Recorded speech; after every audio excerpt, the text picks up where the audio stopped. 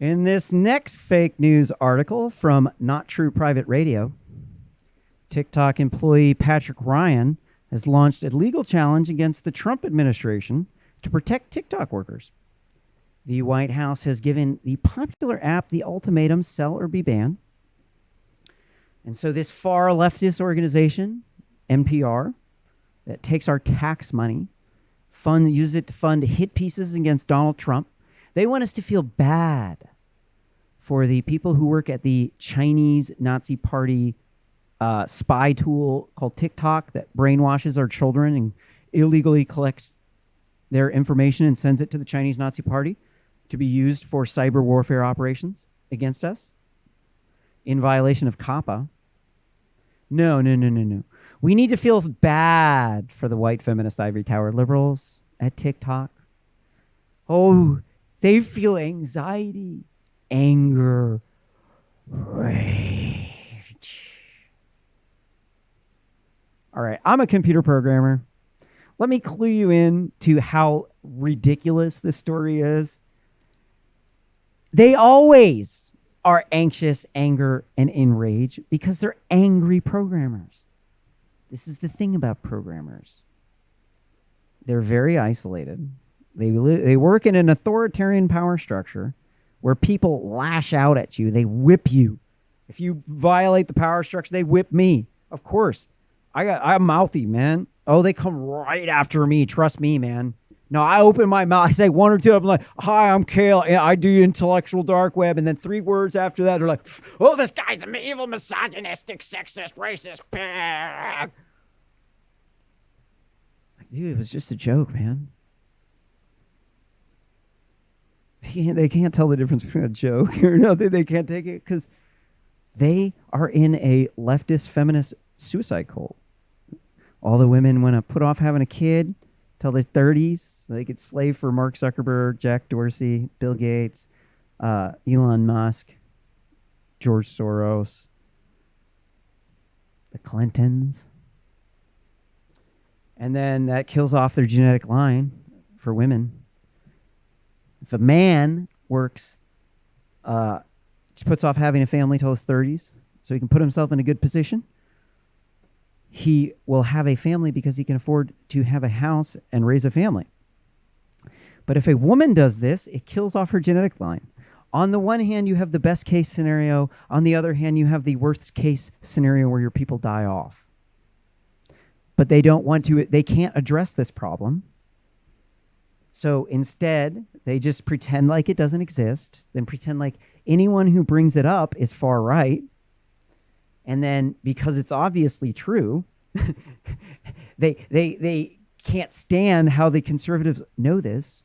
And so they have to riot, loot, murder, burn our cities down with black looter mobs and Antifa Nazis to get rid of the imaginary misogynistic pig boogeyman from MSNBC and the Southern Poverty Law Center, the one that Kamala the Snitch Harris is saying is behind Russiagate because she sits on the Senate Select Committee for Intelligence that did Russiagate.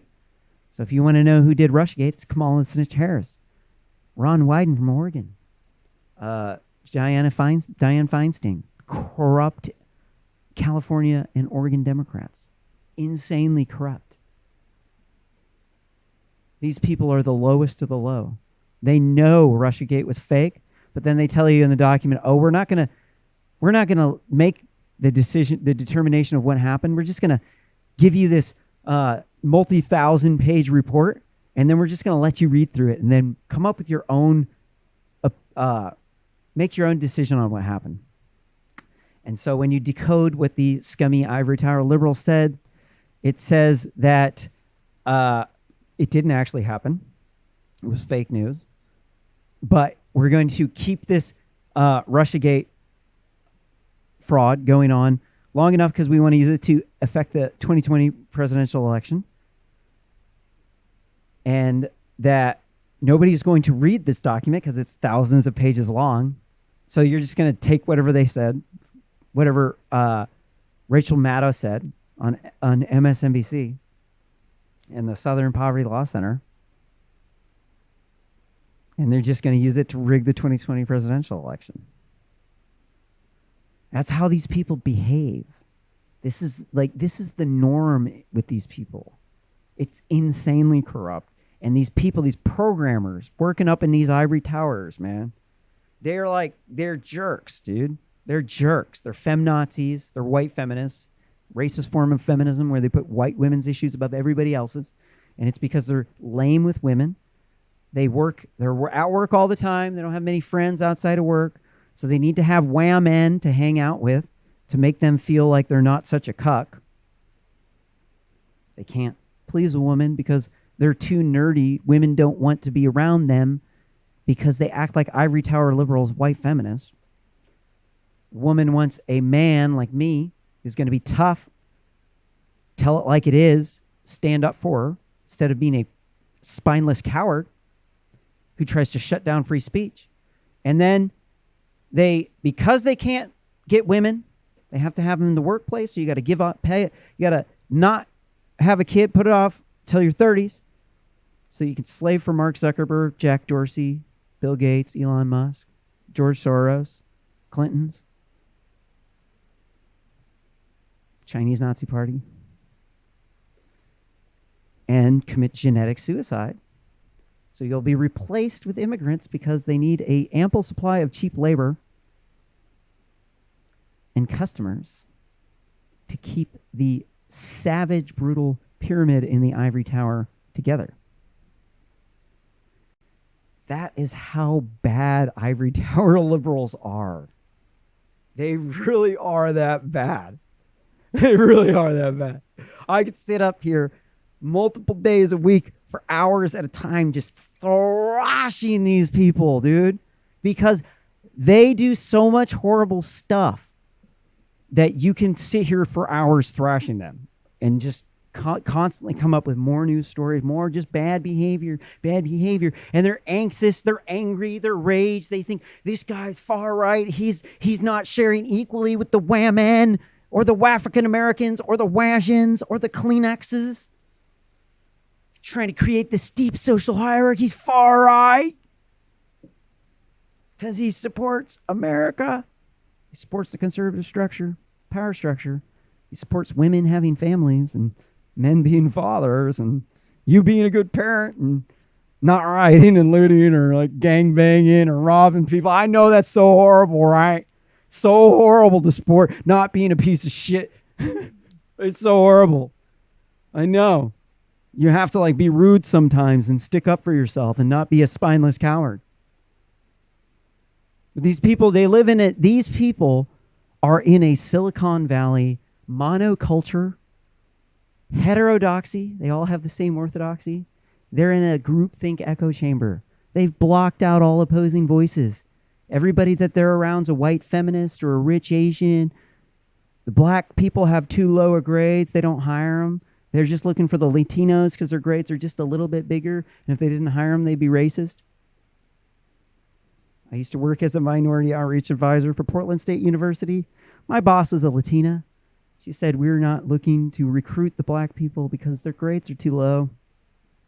We were only looking to recruit the Latinos, the whammon, the whammon, the Kleenex, and the Wajans. They all cry rivers full of lip tears out of their snowflake eyes.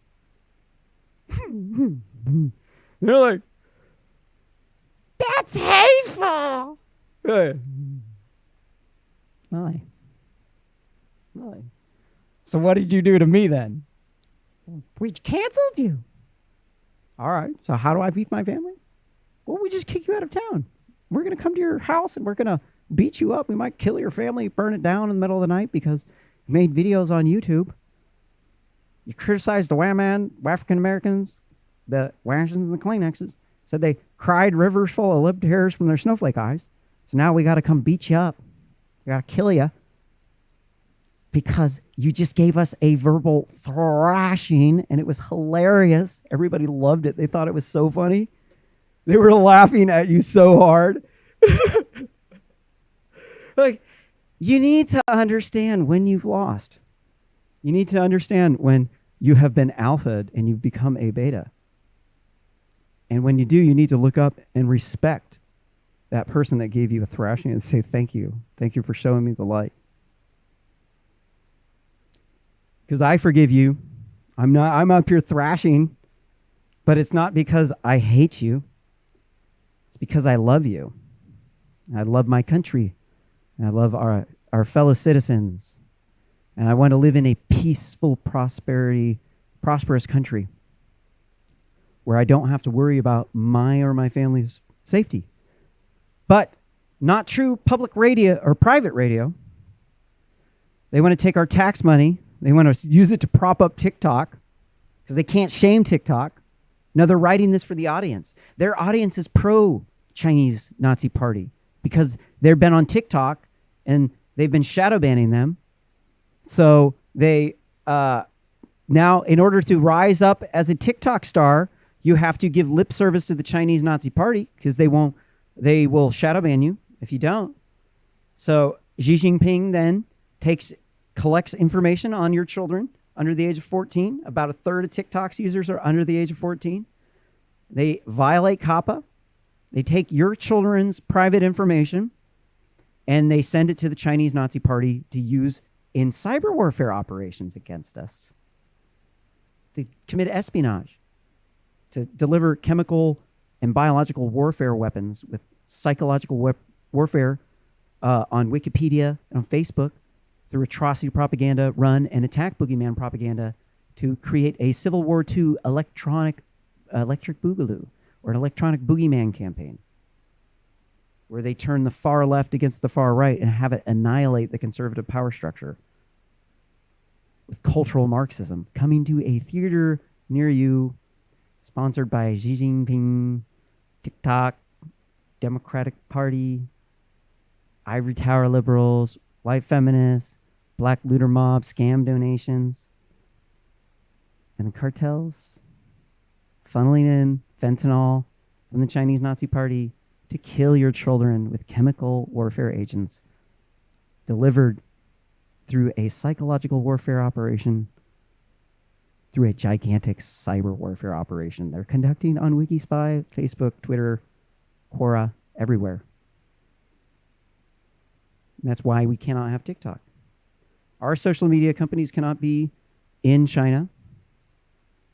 They have a national security law that says if you encourage the people of Hong Kong to commit sedition, to rebel against the evil dictator Winnie the Pooh, who has such a thin skin he banned Winnie the Pooh from China. This is Xi Jinping, the dingling, the one that is the authoritarian National Socialist dictator of China. It has millions of Uyghur Muslims in concentration camps, has hundreds of millions of impoverished Chinese out in the countryside. They allow private property ownership, which is mutually exclusive in communism. Communism is mutually exclusive of private property ownership. The two things are mutually exclusive. They have filthy, stinking, rich Asians in the city. They use the countryside as a baby factory. It's bizarre. The people in the countryside are living in squalor. Feel like they're impoverished. And then the people in the countryside, they can't share equally with everybody because there's too many people. So only some people live high off the hog, while everybody else gets hardly anything. That's why it's National Socialism. They're attempting to be the world's #1 superpower. And all of those things are textbook National Socialism. That's why they're juicing up the far right, man. They're not the far left anymore. They're trying to annihilate both. They want to be somewhere in the middle. They don't want to be Nazi. They want to be in some socialist utopia that's in between.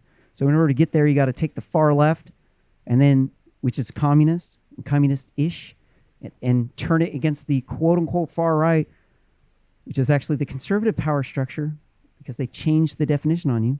And then they get the two sides to annihilate each other, and then they become the world's #1 superpower. They remove the white people from North America by preventing us from enforcing our immigration laws, pushing white feminism, pushing anti-racism, pushing censorship,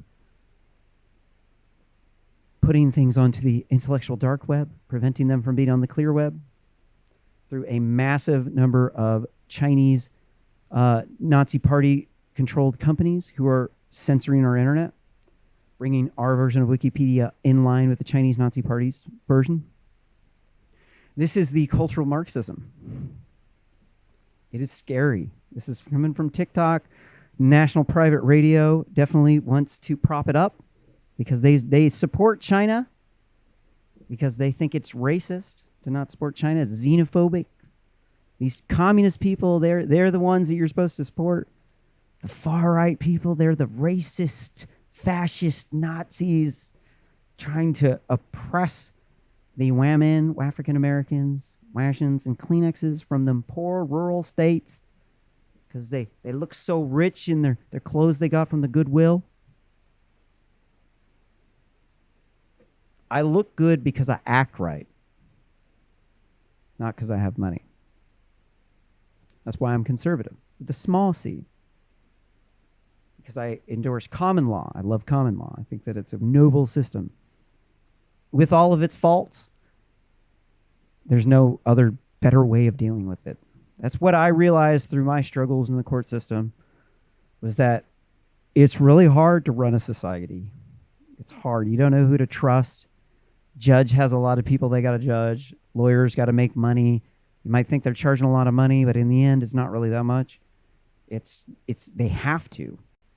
They have to with what they're doing because there's a lot of other things that go on in running a business as a lawyer. And some of them are rich, but that's because they do a really good job. So, get back to the article. We got to shut down NPR. We have to hashtag defund NPR. We have to take their funding, prevent them from taking our tax money and using it to fund hit pieces against candidates that we support, such as Donald Trump, and using it to promote pro-Beijing, pro-cultural Marxism, pro-anti-white racism, pro-censorship of free speech, anti-constitution. These people are far leftist. They don't represent us. They're an extremist group. They're fake news. They're not true private radio. We've debunked so many fake news stories from these people this week, dude. This ain't the first one this week, man. Like, we've been talking about NPR all week.